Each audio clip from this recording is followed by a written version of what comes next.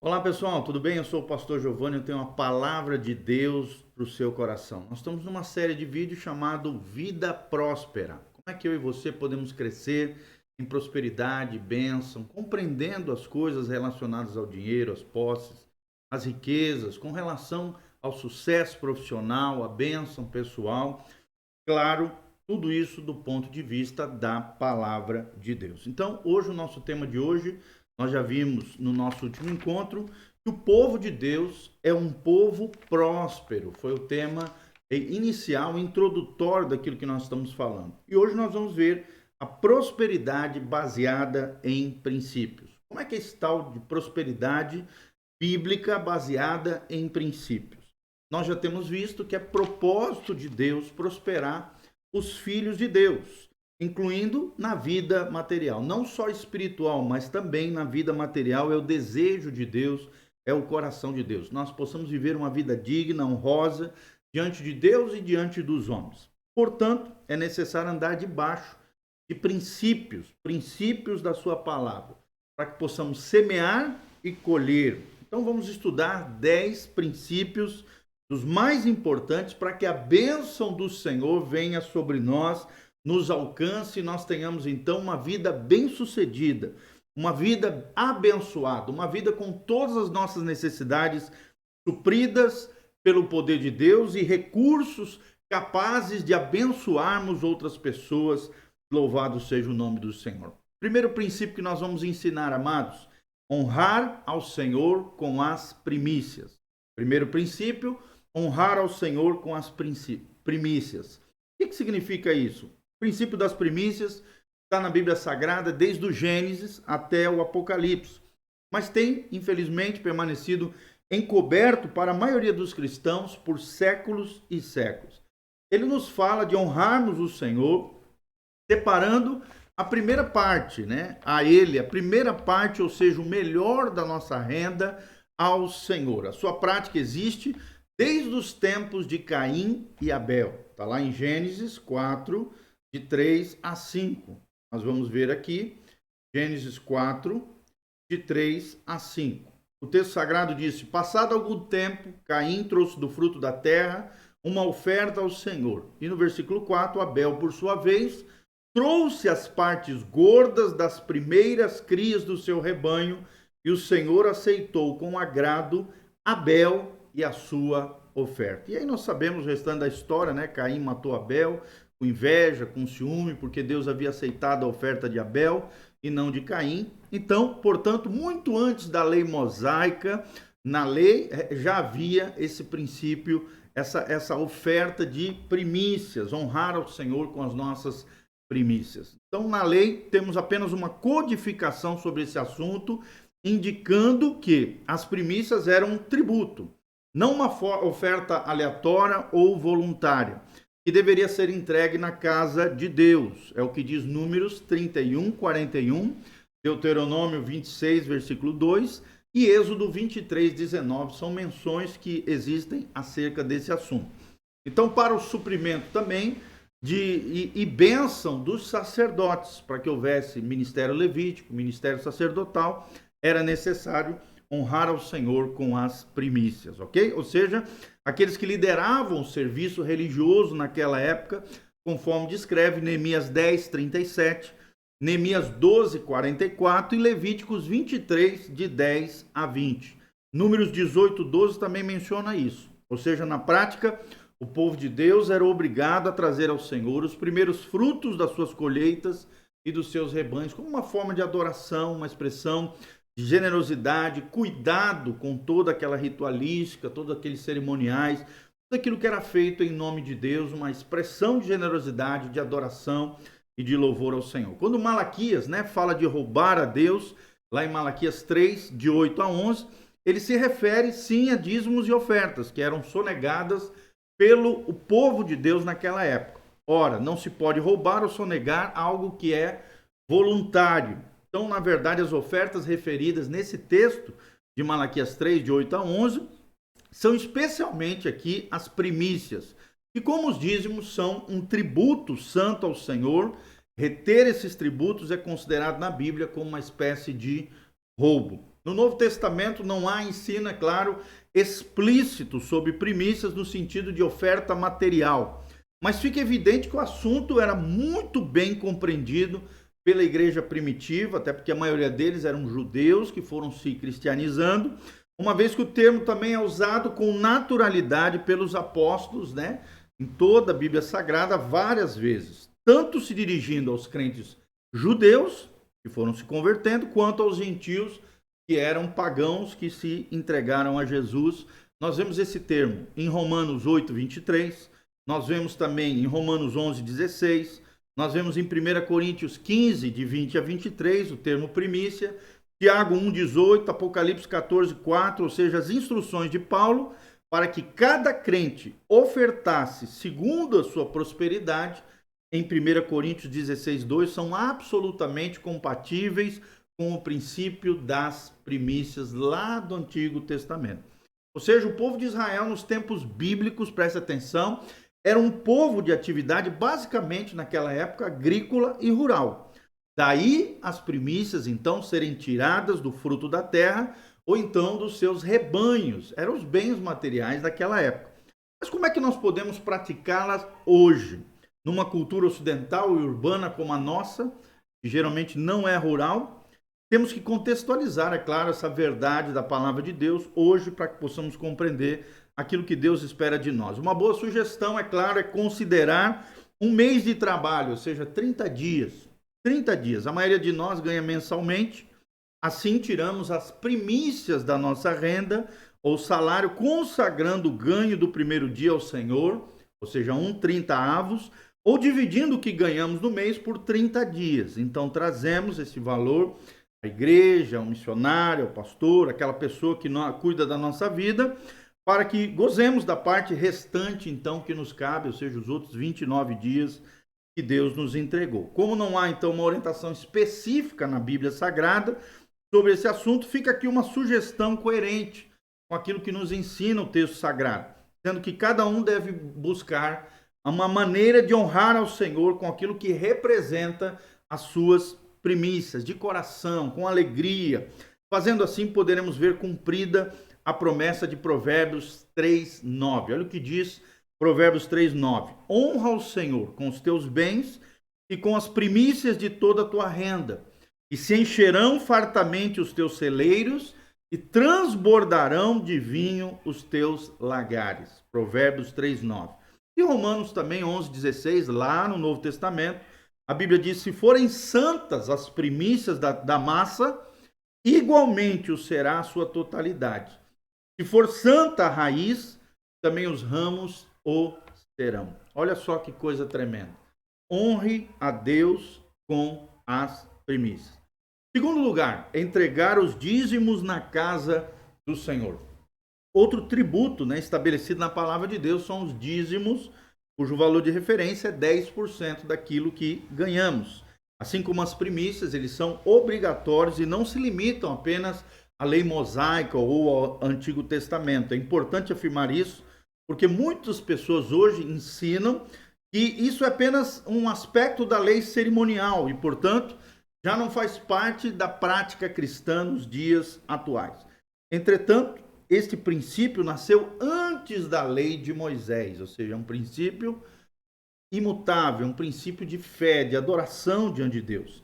Abraão, o pai da fé, foi o primeiro a consagrá-los, está lá em Gênesis 14, 20. Depois Jacó, seu neto, fez a mesma coisa, se comprometeu a fazê-lo, está lá em Gênesis 28, 22. Moisés apenas, logo em seguida, mais para frente, legislou sobre o assunto previamente estabelecido como prática daqueles que servem ao Senhor. Então, preste atenção. Nós servimos ao Senhor também através dos dízimos e das ofertas.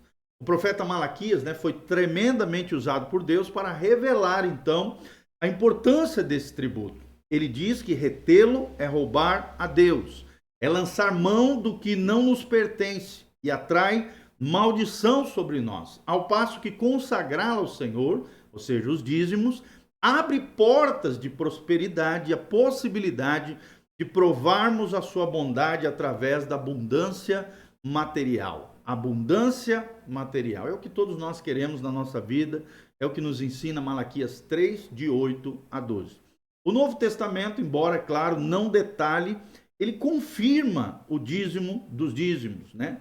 Jesus disse aos fariseus que eles deveriam ser fiéis nos dízimos, sem se esquecerem da misericórdia, da honestidade, da justiça aqui e da fé. É o que Jesus reafirma o valor e o princípio do dízimo em Mateus 23, 23. Portanto, o mestre, Jesus, confirma esse tributo e lá na carta dos Hebreus, o escritor sagrado também faz referências a esse assunto, mostrando que o dízimo antecede a lei mosaica e é uma ministração de um sacerdócio superior, ou seja, de Melquisedeque, que prefigura, tipifica, simboliza Cristo, lá em Hebreus 7, de 2 a 6. Portanto, se queremos agradar o Senhor, se queremos fechar as portas ao devorador, são demônios que agem na área financeira, e atrair as bênçãos dos céus, devemos, após separados as primícias, trazer 10% da nossa renda e entregá-los na casa de Deus, porque eles não nos pertencem, ou aqueles que cuidam da nossa vida, ok? Terceiro lugar, investir com compromisso na obra missionária.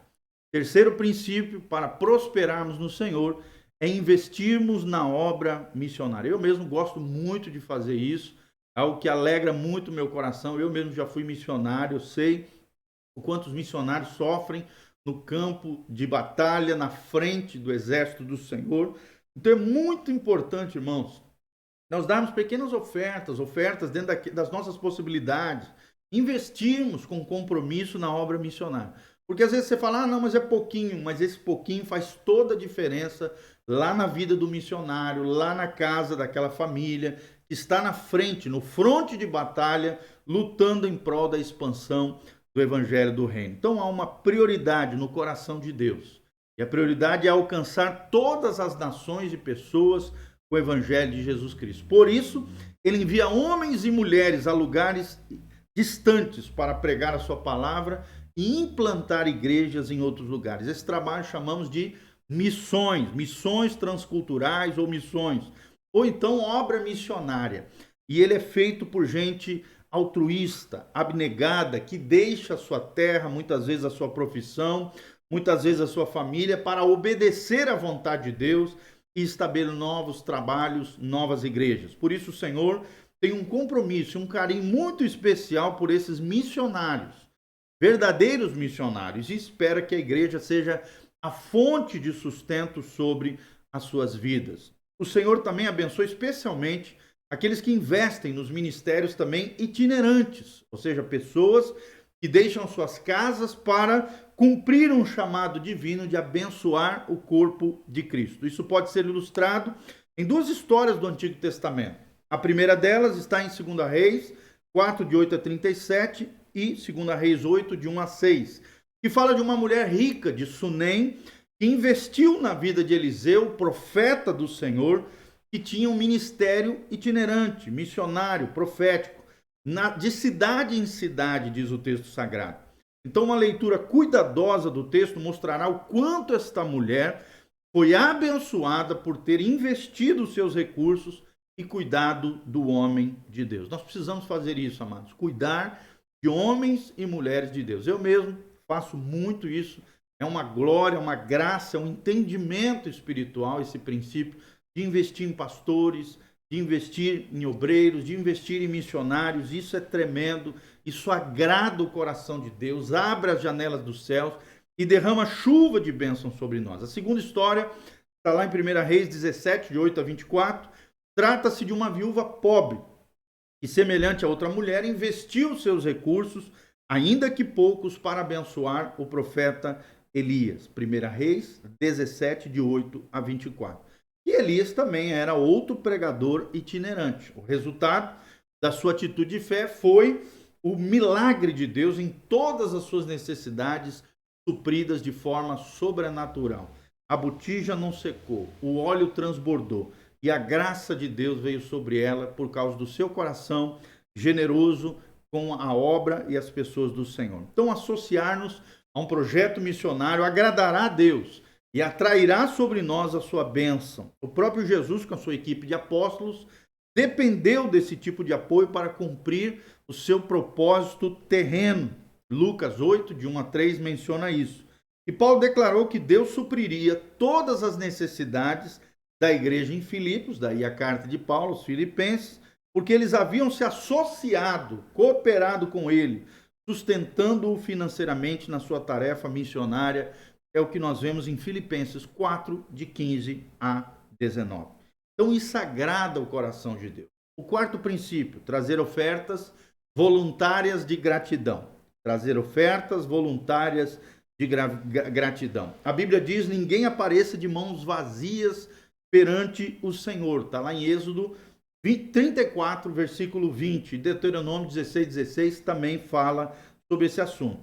Cada um contribua segundo propôs no seu coração, não com tristeza, diz o texto sagrado, ou por necessidade, porque Deus ama o que dá com alegria.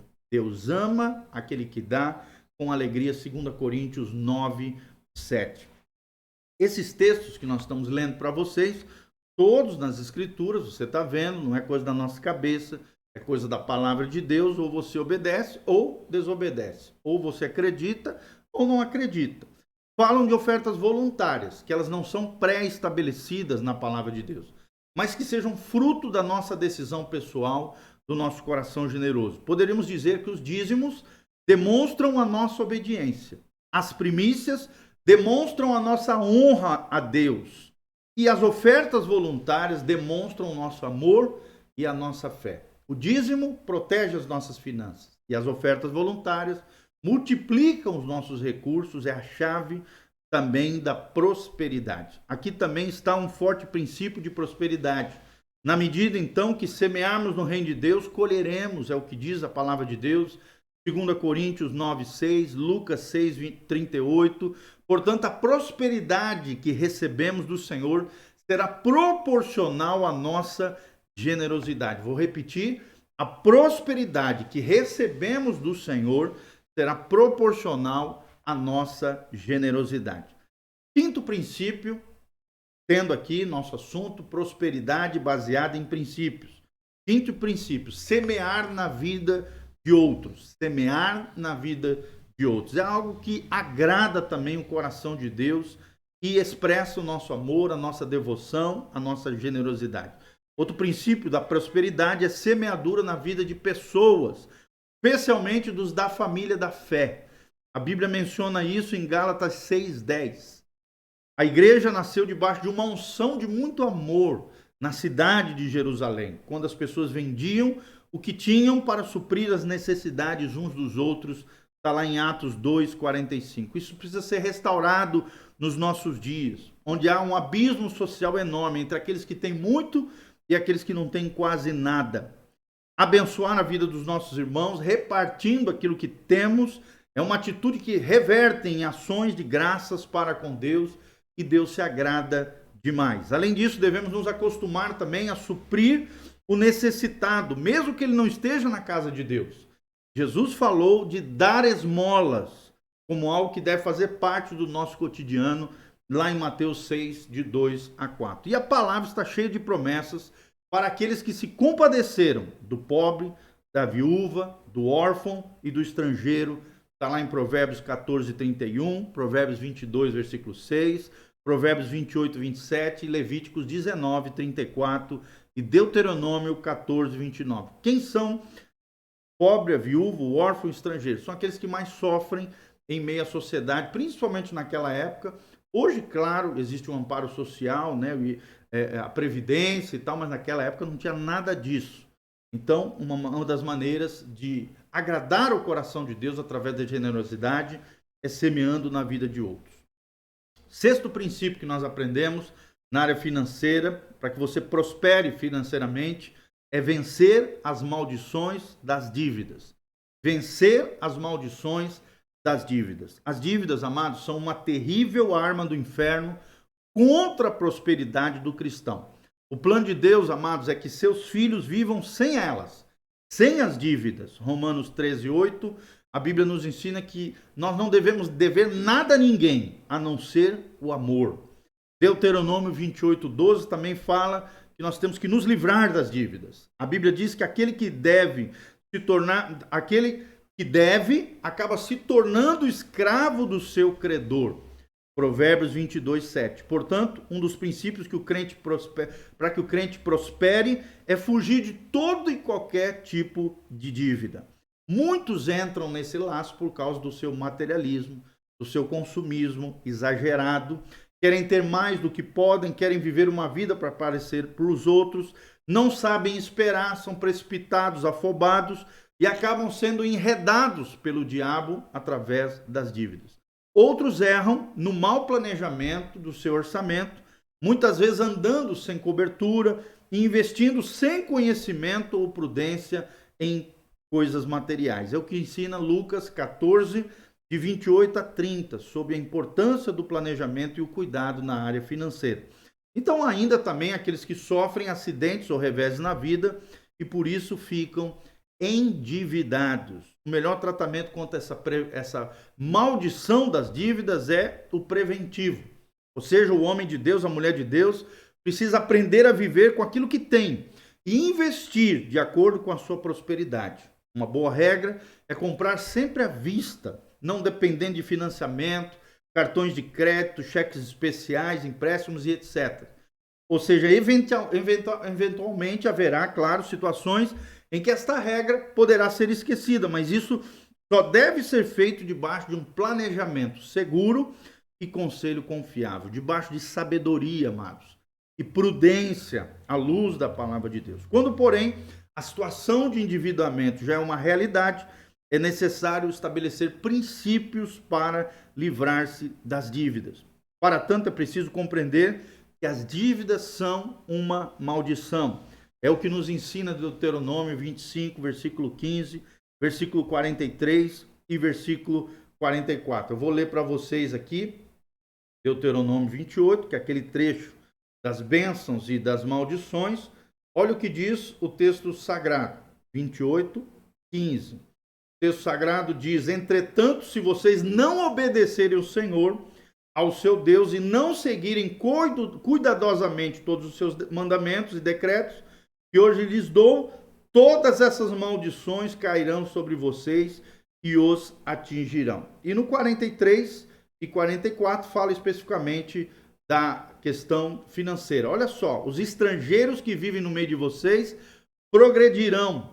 Cada vez mais e cada vez mais vocês regredirão.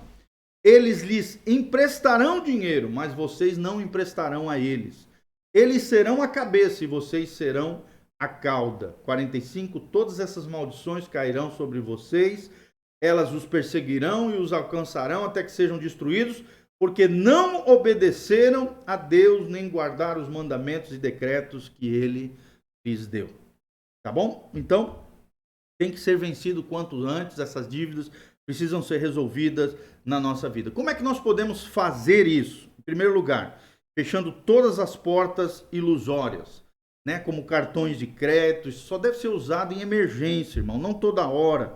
Agiotas, cheques especiais, nada disso, que só fazem aumentar o problema na área financeira do cristão. Depois, cortando tudo aquilo que é gasto supérfluo e direcionando esses recursos para o pagamento das dívidas, sair daquela maldição, sair desse embaraço na nossa vida. Em terceiro lugar, vendendo bens que não sejam essenciais, que às vezes estão acumulados lá na nossa casa e que não servem para nada, para que possamos sair desse embaraço na nossa vida. Se ainda assim o problema não for solucionado, é preciso negociar com os credores e buscar um prazo possível para que você possa saldar essas dívidas e esses compromissos com essas pessoas, tá bom? Assegurando-lhes que uma parcela de seus ganhos seja direcionada para este fim.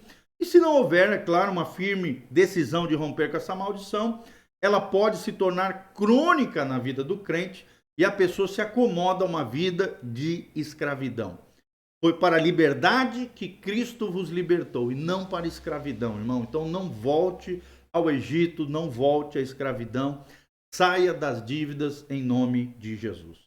Sétimo princípio que nós aprendemos hoje: dedicar-se em primeiro lugar ao reino de Deus. Vou repetir o sétimo princípio: dedicar-se em primeiro lugar ao reino de Deus. Ou seja, a prosperidade não deve ser o alvo da nossa vida, mas consequência da vida de um cristão. Ela será resultado de uma decisão de alguém que priorizou em primeiro lugar o reino de Deus e a sua justiça. Jesus disse, Mateus 6:33, olha o que diz o texto sagrado: buscar em primeiro lugar o reino de Deus e a sua justiça, e todas as demais coisas vos serão acrescentadas. Vou repetir: e todas as demais coisas vos serão acrescentadas. Isso significa viver debaixo de uma forte consciência da boa gestão, da mordomia cristã, compreendendo que todas as coisas pertencem ao Senhor e devem glorificá-lo, sendo nós apenas seus administradores, mordomos fiéis,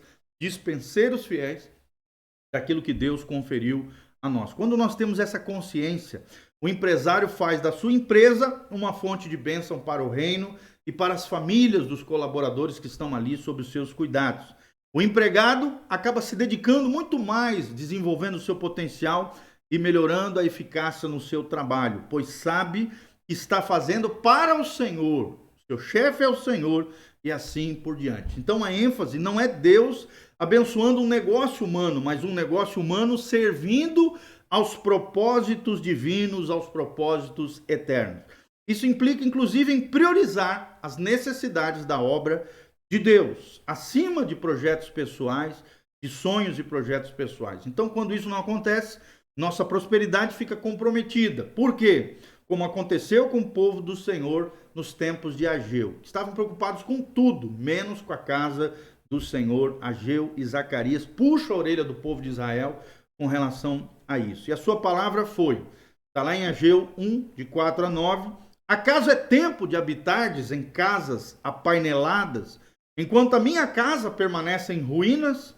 Esperastes o muito, e eis que veio a ser pouco, e esse pouco, quando trouxestes para casa, eu com um sopro dissipei. Por quê?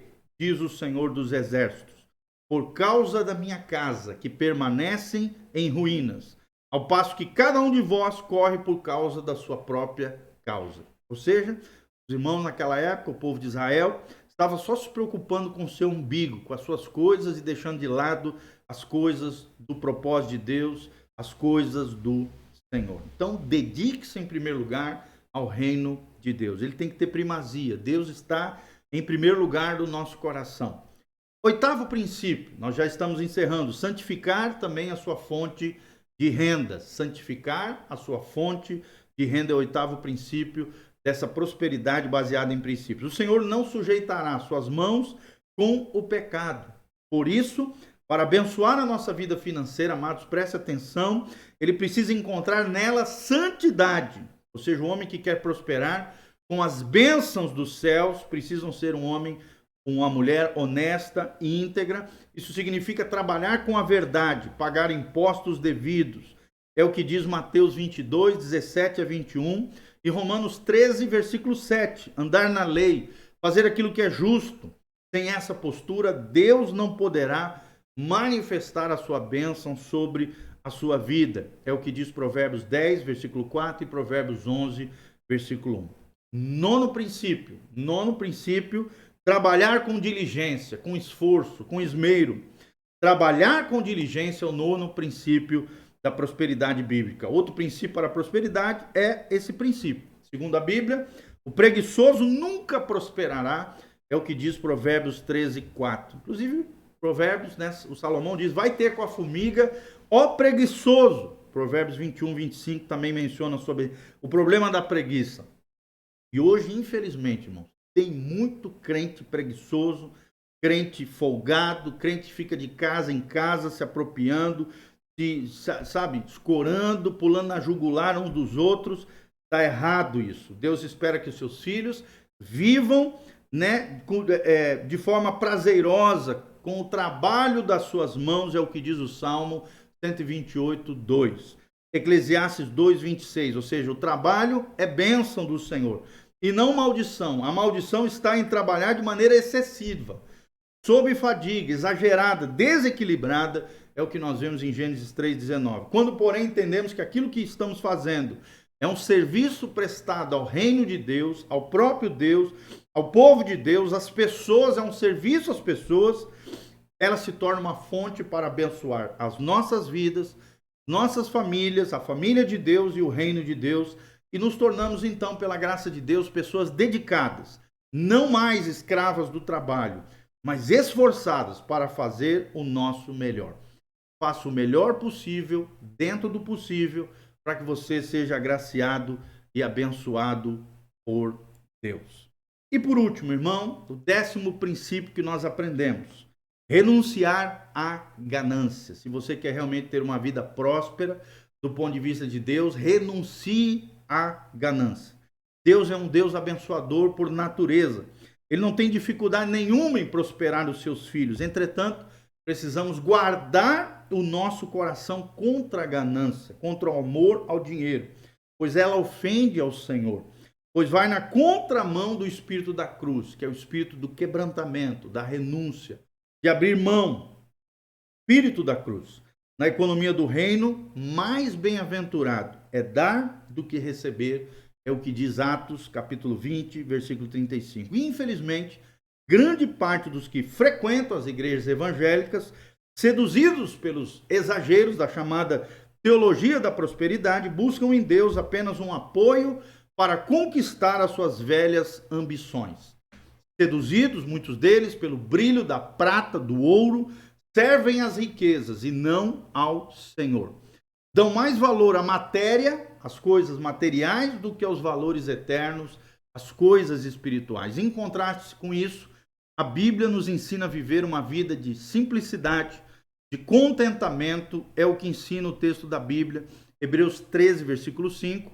Não ajuntarmos tesouros nessa terra, Mateus 6, de 19 a 20. Muito menos confiar nesses tesouros, nas riquezas, é o que nos ensina Provérbios 11, 28.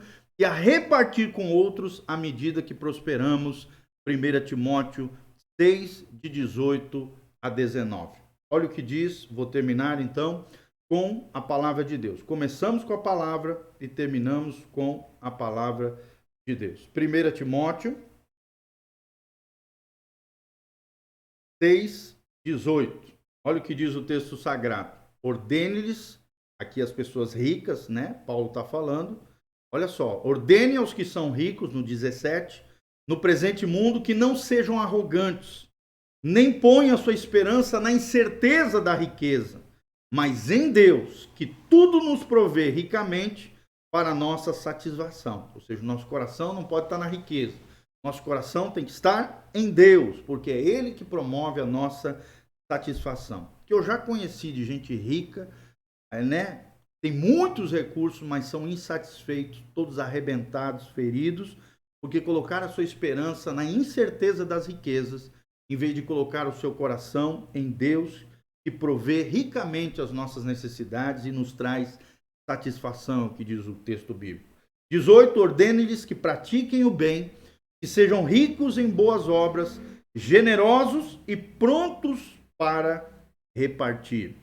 Dessa forma, eles acumularão um tesouro para si mesmos, ou seja, um firme fundamento que a era que há de vir, e assim alcançarão a verdadeira vida, ou seja, a vida abundante que Jesus promete na palavra de Deus. Então, terminamos dessa maneira, colocando os 10 pontos, os 10 princípios para uma vida de prosperidade. Prosperidade baseada em princípios bíblicos. Em primeiro lugar, honrar ao Senhor com as primícias.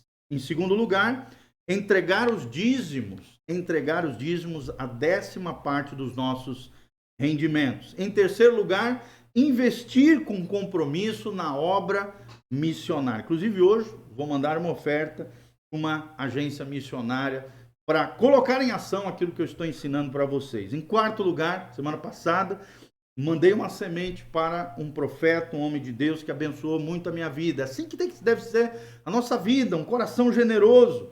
Quarto princípio, trazer ofertas voluntárias de gratidão.